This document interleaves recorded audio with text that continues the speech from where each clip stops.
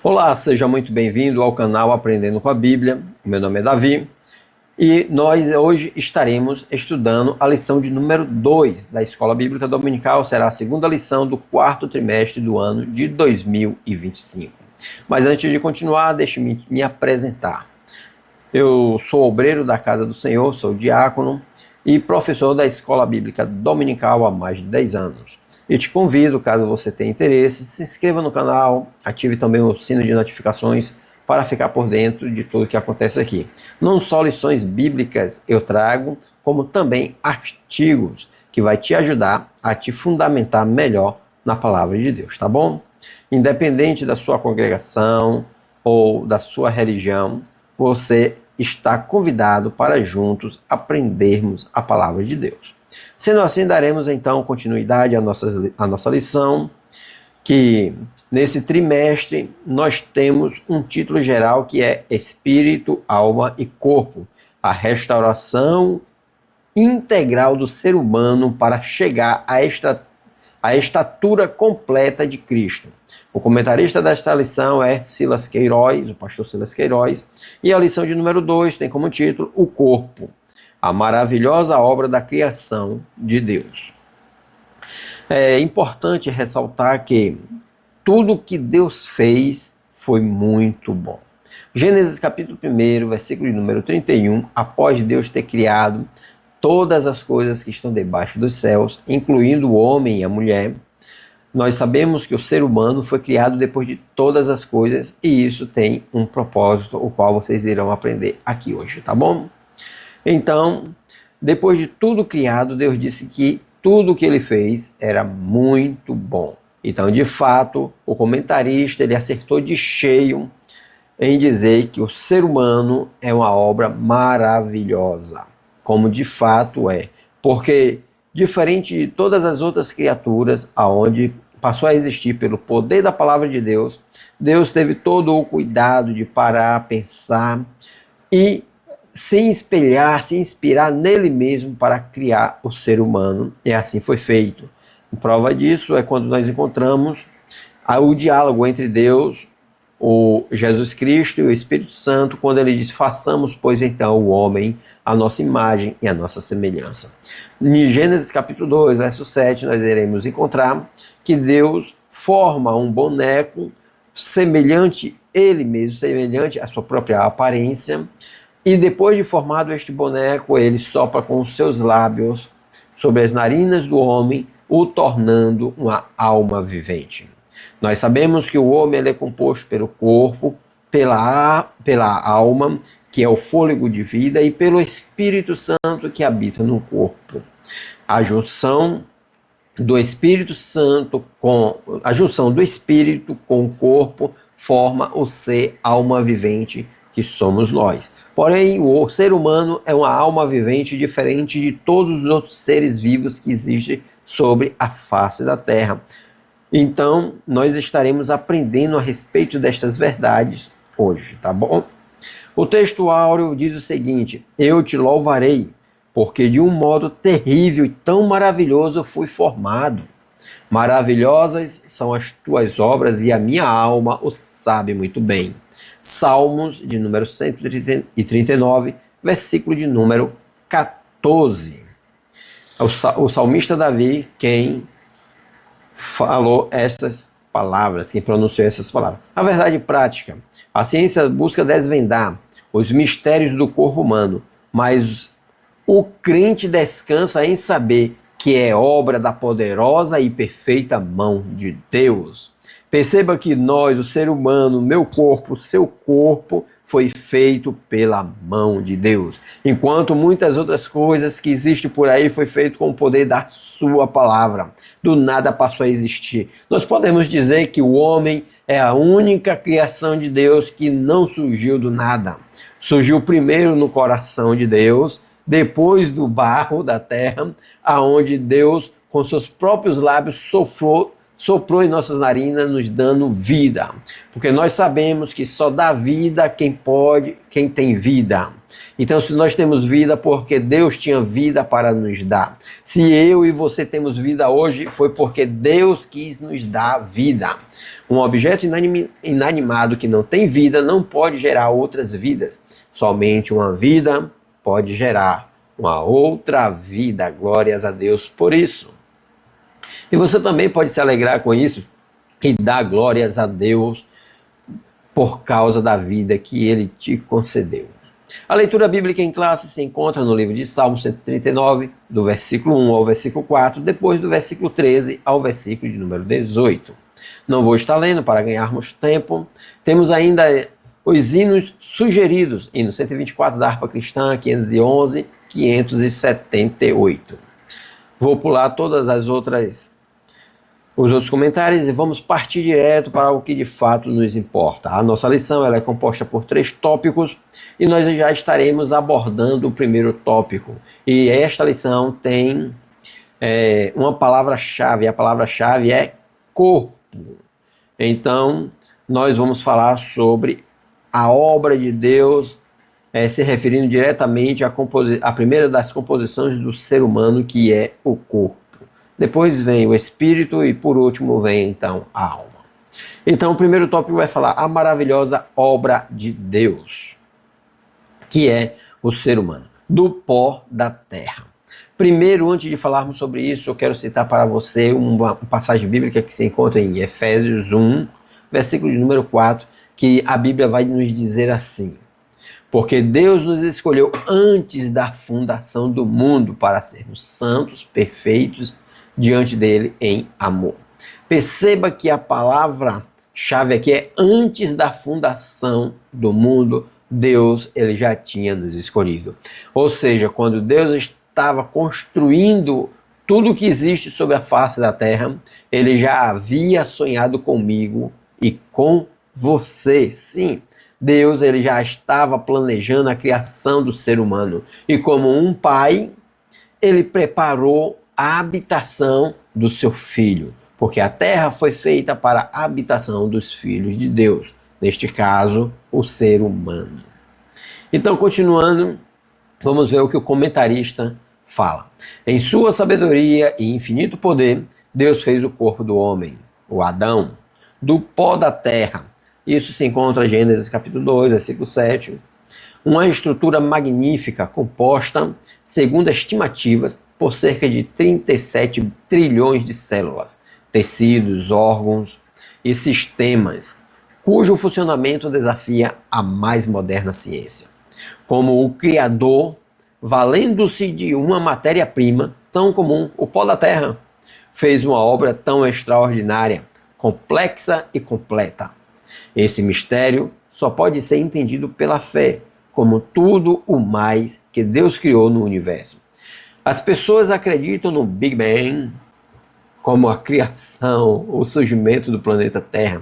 Acreditam na evolução dos macacos, ainda que eles acreditem na evolução dos macacos, do Homo sapiens.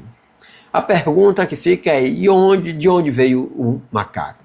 É aquela famosa pergunta que muitos dizem: quem veio primeiro, o ovo ou a galinha? Ora, porque um depende do outro, né? Agora, de onde veio o ser humano? Veio de Deus, porque só Deus tinha vida para dar, e só pode gerar vida quem tem vida.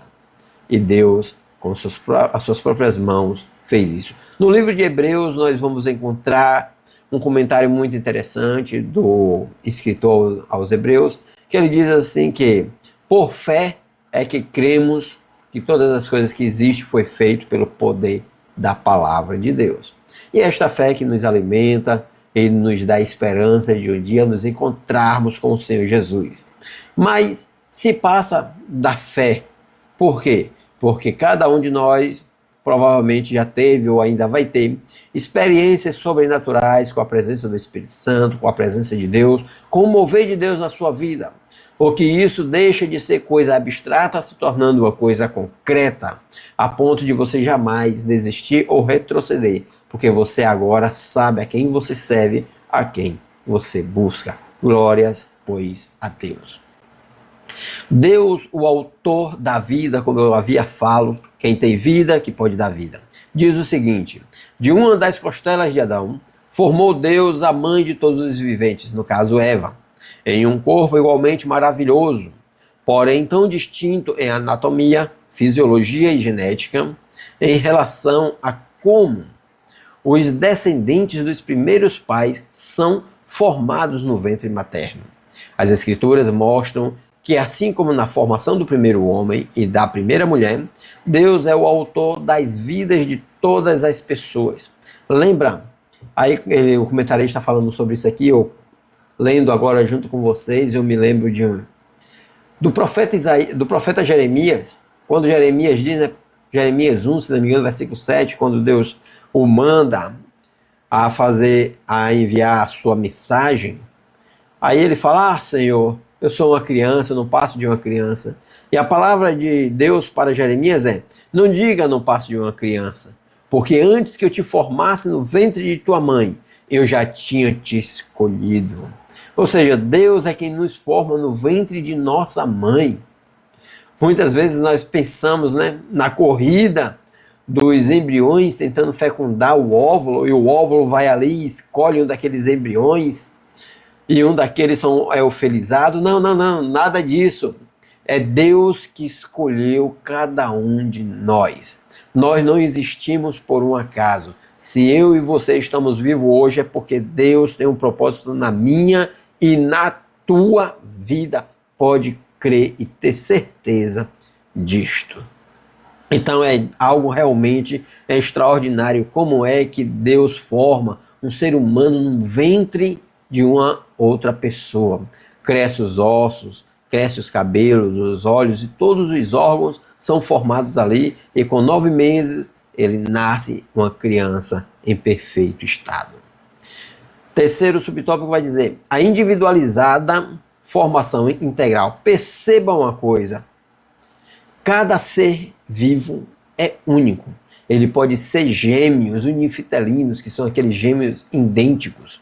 No entanto, as suas digitais são diferentes, a retina dos seus olhos são diferentes, até a forma de pensar deles são diferentes. A aparência física pode ser igual, mas eles também são seres únicos.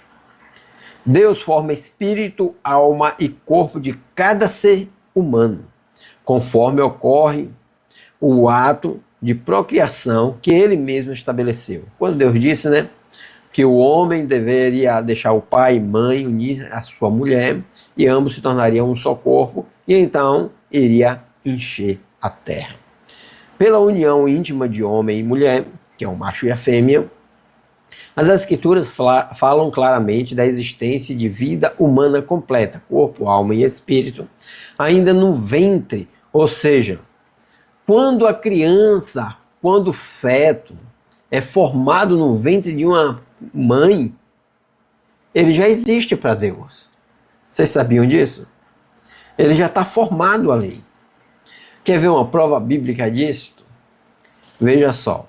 A Bíblia vai falar que Maria, a mãe de Jesus, estava grávida. E a sua prima, Isabel, estava grávida também de João Batista. Maria foi visitar ela. E quando foi visitar, o menino no ventre de Isabel moveu, se mexeu. Olha que coisa interessante, não é verdade? Então o menino sentiu, e como é que ele sente? Através da alma. O sentimento se refere diretamente à alma. E o Espírito Santo que faz essa conexão entre o homem e Deus. Então, aquela criança sentiu a presença de Deus no momento em que Maria entra na casa da sua prima. Ele sente a presença de Jesus no ventre de Maria. Então ele já existia. E muita gente nos dias de hoje, estes apoiam o aborto. E aqueles que muitas vezes dizem que não apoiam o aborto, acabam apoiando aquele que também apoia o aborto. Precisamos estarmos atentos para não estarmos apoiando o inimigo das nossas próprias vidas, o inimigo da obra que é perfeita, vinda de Deus. Então vamos continuar O comentarista diz: Deus forma espírito, alma e corpo de cada ser humano conforme ocorrem na procriação, que ele mesmo estabeleceu pela união íntima de uma mulher e de um homem. As Escrituras falam claramente da existência da vida humana completa, corpo, alma e espírito, ainda no ventre. Isso ressalta a grande perversidade do aborto e aponta para o sublime valor da maternidade, que deve ser cercada de cuidado e proteção, e conduzida em temor, amor e devoção. Uma boa nutrição física, afetiva e espiritual deve começar desde o início da gestação. Ou seja, aquele ser que está no ventre da mãe precisa ser protegido, precisa ser cuidado, tá bom? Então, temos aqui mais alguns comentaristas para auxiliar o professor da aula, e vamos para o segundo tópico, que vai dizer o corpo e a glória de Deus. Isaías 47, a Bíblia vai dizer que Deus criou filhos para a sua glória. O ser humano foi criado para a glória de Deus, para glorificar e exaltar o santo nome do Senhor. Quando ele não acha nada para adorar e quando ele desconhece a Deus, ele inventa um objeto qualquer para fazer deste objeto o seu Deus. Mas nós somos felizardos por encontrar o verdadeiro Deus através de Jesus Cristo, que nos ligou diretamente ao Pai, e pelas revelações do Espírito Santo, e que nos deu a fé para glorificarmos ao Senhor. Então, devemos também compartilhar este conhecimento com as pessoas que estão ao nosso redor, os que nos cercam, para que também eles tenham a oportunidade de se alegrar na presença de Deus. Então, o divino tecelão. Em linguagem poética, Davi descreve a ação divina na formação do corpo humano no ventre materno, apresentando Deus como tecelão. A Bíblia, na versão traduzida brasileira, usa a expressão primorosamente tecido, adjetivando a ação divina descrita nos versículos 13 e 15, embora a Bíblia não dependa de confirmação. É relevante considerar que a ciência reconhece a formação dos órgãos e sistemas do corpo humano, exatamente dos tecidos formados pelas células presentes no embrião. O Salmo 139 é uma oração do rei Davi, a qual ele reconhece a grandiosidade de Deus e de como Deus é poderoso para formar uma criança ainda no ventre. O próprio rei Davi também, ele fala uma frase que é muito famosa para com a humanidade, que é: em pecado me concebeu minha mãe, em pecado fui gerado, e em pecado me concebeu minha mãe. No entanto, ele não foi formado em pecado, porque foi Deus que o formou no ventre. E ele também não nasceu no pecado, mas a mãe, o qual tinha este menino, que estava cometendo algum pecado, ou que tinha pecado, não necessariamente a criança que nascia, como muitos acreditam que todos já nascem com pecado. Nós nascemos contaminados com o pecado, mas não em pecado. É diferente em estar em pecado e ser concebido em pecado. É diferente. Ninguém nasce pecando. Nós não cremos na condenação das crianças, porque nós cremos que Deus, ele é justo. E uma pessoa que não sabe diferenciar a esquerda da direita, aliás, foi exatamente estas as palavras em que Deus fala para Jonas quando o envia para Nínive. Quando Nínive se converte e Jonas recorre a Deus: Senhor, eu sabia que este povo ia se converter e que o Senhor iria se desviar do castigo. E a resposta de Deus foi exatamente esta: como não compadecerei-me deste povo que não sabe distinguir a esquerda da direita? Se tu estás se compadecendo de uma Eva que nasceu, te fez sombra e logo morreu e será lançada ao fogo, por que não me compadeceria deste povo? Porque o nosso Deus, ele é justo. Então as crianças, eles não têm pecados para condenação e nem também têm entendimento ainda, né? Em até uma determinada idade. Segundo subtópico, fala entendimento e louvor. A compreensão da maravilhosa obra divina na formação do corpo humano, liberta-nos de toda especulação e dúvida e produz um sentimento de gratidão e louvor. Davi declarou: eu te louvarei porque de um modo terrível e tão maravilhoso fui formado. Perceba que Davi ele reconhece a obra maravilhosa de Deus e atribui a Deus toda a honra, toda a glória pela sua própria existência. No mesmo versículo, o salmista usa a expressão: a minha alma o sabe muito bem, demonstrando como a verdadeira fé produz entendimento e percepção espiritual corretos, gerando quietude interior. Ou seja, ele não vai ficar desesperado como muitas pessoas: de onde eu vim, para onde eu vou, por causa disso, por causa daquilo. Não, nós entendemos que Deus nos criou, isto já é o suficiente para nos deixarmos tranquilos e convictos de quem somos. E se estamos em Cristo, sabemos também para onde iremos. Somos diferentes de muitos por aí, que talvez achem que sabem de onde vem. Nós sabemos de onde vimos. Nós viemos de onde? Nós viemos da eleição do próprio Deus. Deus nos escolheu para que nós viéssemos a existir. Então nós viemos do desejo de Deus de ter filhos semelhante a Ele. E para onde iremos? Iremos morar com Deus e com Jesus na Nova Jerusalém. Então o Espírito Santo nos revelou estas coisas. E se Ele nos revelou estas coisas, podemos ficar tranquilos. Quando o homem não se conhece como obra do Criador, vive inquieto, em busca de explicações sobre si mesmo. Veio de um macaquinho, evoluiu. E se torna vítima dos mais variados enganos. Como eu havia dito, hoje o mundo parece estar de cabeça para baixo, a verdade parece que vira mentira, a mentira vira verdade, no entanto, a verdade continua sendo verdade e não mudará. Enquanto a mentira, por mais que pareça ser verdade, continuará também sendo mentira. A verdade nem sempre vai me agradar, nem sempre vai te agradar, mas a verdade é o suficiente para nos salvar. Como a teoria evolucionista não glorifica a Deus e se perde em um mundo de idolatria e depravação. O terceiro subtópico vai falar o perigo dos extremos. Toma cuidado com os extremos. Lembra do exemplo que eu estava falando anteriormente sobre aquelas pessoas que defendem a vida, mas acaba apoiando aquela pessoa que defende o aborto. Eu acho que o crente e esses temas assim, não é como água e óleo, não dá para misturar. Ou você defende a fé em Cristo, ou você defende a ideologia de outras pessoas, porque de repente gosta de alguém. Mas vamos lá. Vamos fugir desse extremismo. Desde os tempos antigos, a humanidade tem oscilado entre dois extremos sobre o valor e a importância do corpo.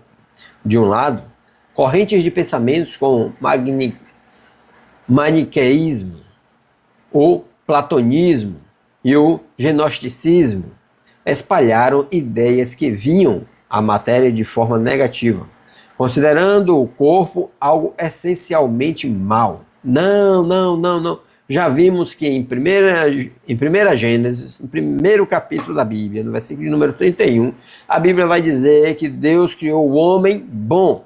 Tudo foi muito bom. A matéria é boa. Nós que estamos corrompidos pelo pecado, nos aviciamos em pecar. E a Bíblia nos ensina a andarmos em santidade. A Bíblia diz que nós podemos sermos perfeitos, porque Jesus disse, Mateus capítulo 5, versículo de número 48, sede vós perfeito, assim como vosso Pai que estais no céu é perfeito. Jesus não iria dar uma ordem para mim e para você, da qual nós não pudéssemos cumpri-la. E se ele desse esta ordem, ele nos daria também a ferramenta necessária para vencermos o pecado. Gênesis no capítulo 4, no versículo 7, Deus diz para Caim, Caim, eis que o pecado está à porta, cabe a você dominá-lo. As pessoas estão te enganando, estão dizendo que você não pode viver sem pecar, quando na verdade você pode viver sem pecar. A Bíblia ensina isso.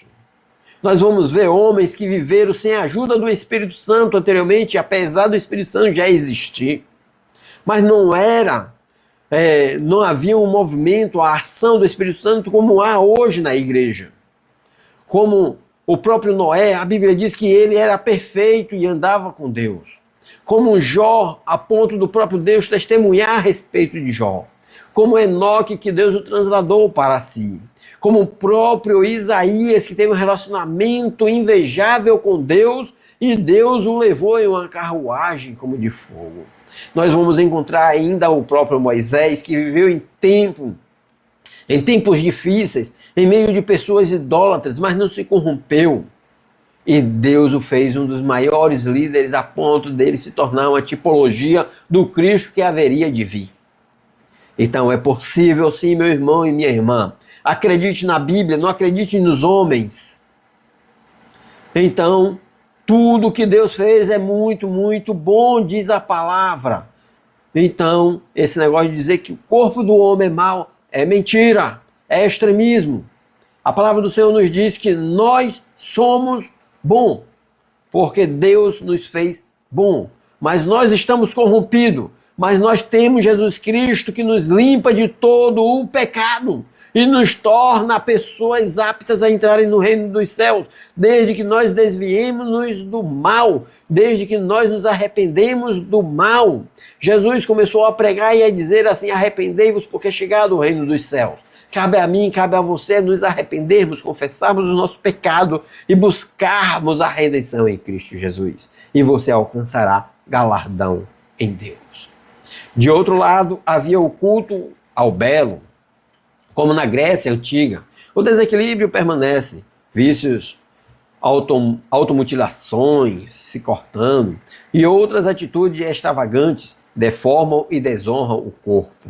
Muitas pessoas vão falar também sobre uma coisa que está em alta hoje, as tatuagens, né? Fazem versículos bíblicos, fazem tudo, contrariando o mandamento de Deus. Deus disse: não marqueis os vossos corpos por coisa alguma. E as pessoas marcam e falam: isso aí está se referindo a cultos pagões e tal. Meu amigo, na dúvida tu não faz nada. Tem pessoas que vão usar Apocalipse para querer provar que pode se tatuar. Quando diz, em sua coxa direita está escrito Rei dos Reis e Senhor dos Senhores, falando a respeito do próprio Jesus. Mas aí você vai fazer o quê? Vai tocar fogo nos seus olhos? Porque lá também tinha chamas de fogo. Você vai puxar uma espada da sua boca? Porque lá também estava dizendo, da sua boca saía uma espada afiada. É isso que você vai fazer? Porque lá está escrito, que estava escrito na coxa de Jesus, Rei dos Reis, Senhor dos Senhores, e você vai fazer a mesma coisa. Eu quero saber se você também vai tocar fogo nos seus olhos. Se você vai enfiar uma espada na sua boca, ou você vai conseguir cuspir uma espada. Então percebam, meus irmãos, que nada justifica o pecado. Precisamos estarmos atentos. Por outro lado, há o narcisismo moderno, marcado pela supervalorização do corpo em detrimento da alma e do espírito. A idolatria do eu leva à prática excessiva de selfies. Tem pessoas que vai comer uma coisa e tirar selfie, né? Publicações de si mesmo em redes sociais, cuidados estéticos, cosméticos e físicos em excesso. Cuidar do corpo é importante, mas sem exageros. O cristão deve ser equilibrado em tudo. Olha só, a Bíblia fala que o exercício físico tem pouco proveito. Significa que tem algum proveito e nós precisamos cuidar do nosso corpo. Não podemos ser pessoas sedentárias para não nos prejudicarmos a nós mesmos. Mas tudo tem o seu limite. Princípios ou regras? Quando falamos em corpo, temos a tendência de logo pensar em regras. Mas o viver cristão moderado consiste, acima de tudo, na observância dos princípios bíblicos. Um deles é fazer tudo para a glória de Deus. Aplicável às práticas mais simples de nosso cotidiano. É um parâmetro espiritual mais eficaz que regras rígidas e inflexíveis, que podem nos levar ao legalismo. Devemos sempre refletir o que fazemos com o nosso corpo, glorificar a Deus ou visar agradar a nós mesmos. Olha só, deixa eu falar uma coisa com vocês aqui. Uma coisa muito importante. Muitas vezes as pessoas acabam achando que pode muitas coisas. E existe uma pergunta que você pode fazer a si mesmo, e então você, com a resposta, vai entender se é da vontade de Deus que você faça determinada coisa ou não. A pergunta em que eu digo é o seguinte: todos nós temos uma visão de quem é Deus, de quem é Jesus. Jesus é o exemplo. Paulo diz: sede meus imitadores, assim como eu sou de Cristo. Então nós precisamos imitar a Jesus. E o que devemos fazer? Tudo quanto nós vamos fazer, primeiro devemos nos perguntar: Jesus no meu lugar faria o que eu quero fazer? Você vai tatuar algo no seu braço. Você pergunta assim: será se Jesus tatuaria o seu corpo? Se a resposta for não, e eu tenho certeza que a resposta seria não, porque o próprio Deus disse: não marque o seu corpo, Jesus nem ia desobedecer a Deus. Então você não deve fazer. Ah, eu vou viajar para me dançar num carnaval ou alguma coisa parecida. Jesus iria no seu lugar? Não. Então você não vai. Ah, mas eu vou adorar a Deus. Jesus iria? Iria. Então você vai. É simples assim o Evangelho. Nós temos um modelo a seguir e esse modelo chama-se Jesus. O terceiro tópico vai falar o seguinte: o corpo e a coletividade. A prática relacional. Deus nos fez seres relacionais, gregários, sociáveis. Isso está explícito na ordem de procriação e enchimento da terra. A Bíblia fala, né? Ide e enchei a terra. Por isso, temos necessidades e deveres que vão além de nossa individualidade. Não fomos criados para viver isolados ou afetivamente. Nós não fomos criados para vivermos isolados social ou afetivamente. Ou seja, todos nós fomos criados para casarmos, para termos amigos, para termos famílias, para nos relacionar com outras pessoas. Embora os recursos digitais tragam muitas comodidades para o homem moderno, como tem pessoas que através da internet trabalham, estudam, como nós agora estamos nos comunicando através das redes sociais e estamos estudando. Esta é uma parte benéfica. Se você souber usar a tecnologia para o crescimento espiritual e para o crescimento pessoal, você será muito bem atendido. Mas precisamos saber filtrar o que de fato iremos colocar diante de nossos olhos. Vamos continuar. O contato físico continua sendo essencial para a vida humana, ou seja, esse relacionamento de pessoa. Tem pessoas que moram na mesma casa e mal se falam, mas estar conversando com pessoas de todo o mundo, de pessoas que estão muito mais longe, se tornando estar mais perto do que aquele que está ao seu lado. A troca de afetos por meio de expressões corporais não é substituída pela frieza da tecnologia. Tiago qualifica a verdadeira religião e a fé viva por práticas relacionais reais que exigem o envolvimento do corpo, como está nossa comunhão. Paulo, Tiago, ele fala que nós precisamos visitar, a verdadeira religião seria a visita aí dos órfãos e das viúvas e dos necessitados nas suas necessidades. Aí a pergunta que o comentarista faz é: como está você nesta área? Você tem tido comunhão com os seus irmãos, com a sua família? Aquelas pessoas que estão precisando de você, você tem percebido que ela está precisando? De repente não é nem algo material, mas uma palavra, um abraço, um conselho. Como está a sua comunhão com o seu irmão? A prática congregacional. O corpo é um elemento fundamental do culto divino. As Escrituras nos advertem da necessidade da reunião coletiva, da vida congregacional. Inclusive, esses dias eu estava lendo o livro de Hebreus, e lá estava dizendo que nós não devemos fazer como muitos naquela época estavam fazendo, que era deixando de congregar. Muita gente hoje está dizendo por aí que não precisa ir para a igreja. Ora, deixa só eu te fazer uma pergunta. Se você quer ser um engenheiro, você vai para onde? Você vai para a escola de engenharia, não vai? Se você quiser ser um médico, você vai para uma faculdade fazer medicina, não é isso? Se você quiser ser um advogado, vai fazer direito. E você vai aprender com outras pessoas que já sabem, não é isso? Agora, se você quer ser um cristão, você vai ficar em casa.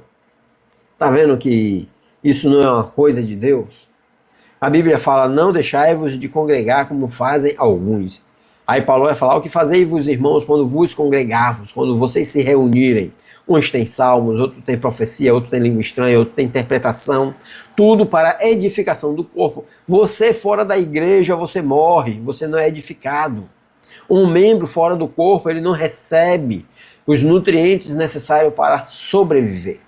Assim é a igreja. Então, continuando, muitos têm sido seduzidos e enganados pelos falsos discursos dos que criticam a igreja como instituição, sugerindo o cultivo de uma fé individual ou meramente virtual. Sejamos sábios e prudentes. O movimento dos desigrejados é antibíblico, o altamente prejudicial à verdadeira vida cristã. Você vai ficar doente espiritual se você ficar somente no que a internet te oferece. A internet te oferece muitos enganos e precisamos de irmãos e de pessoas. Ah, mas será que o pastor fala muita besteira? Ah, o pastor está enricando por causa das ofertas dos dízimos. Esqueça ele. O seu foco é Cristo. Se Jesus quer que você esteja junto com seus irmãos, esteja. Tecnologia e culto. O corpo precisa não apenas estar presente no templo, mas envolver-se diretamente com o culto, tanto o Antigo quanto o Novo Testamento. Enfatiza o aspecto corporal intenso da adoração. Deus quer a expressão de todo o nosso corpo em louvor ao seu nome. Os recursos tecnológicos da atualidade, como drones, telões, celulares, tablets, são muito úteis, mas, se usados sem moderação, podem nos distrair ou deixar inertes no culto. Até a educação secular já reconhece os prejuízos desse exagero tecnológico. Eu conheço pessoas que se desviaram, meus irmãos. Se desviaram, deixaram de ir para a igreja e hoje estão longe de Cristo, por causa de ensinamentos errados aqui nas redes sociais. Precisamos examinarmos as escrituras, porque os enganos estão nas redes sociais e também nos púlpitos, com pregadores, com charlatões. A palavra de Deus é o nosso melhor refúgio. Precisamos orar, engrandecer ao Senhor e nos fortalecermos com os outros irmãos. E também é uma forma de você que tem um pouco mais de conhecimento, ajudar aquele irmão que está fraco na fé, a dar uma palavra de ânimo. Vamos, se anime, porque Deus breve voltará para nos buscar. Glórias, pois, a Ele. Então, para encerrarmos, nós temos então a conclusão que diz assim: a verdadeira adoração ao Criador abrange integralidade de nosso ser, ou seja, por completo, o que inclui todo o nosso corpo. Romanos 12 vai dizer: não vos conformeis com este século, mas buscai-vos apresentar o vosso corpo santos e irrepreensíveis e o vosso culto racional. O sacrifício hoje é vivo e o culto tem que ser racional. Reconhecer-se como obra das mãos de Deus, levar-nos a nos render à sua soberania e permanecer confiando em seu eterno poder. Que saibamos possuir nosso corpo em santificação e honra. Pois bem, meu amigo, meu irmão, minha irmã, se você chegou até aqui, muito obrigado pela sua audiência. Deixe o seu comentário, deixe a sua ajuda, o seu gostei. Não se esqueça de se inscrever no canal. E eu vou ficando por aqui. Que Deus abençoe. E até a próxima, se Deus quiser.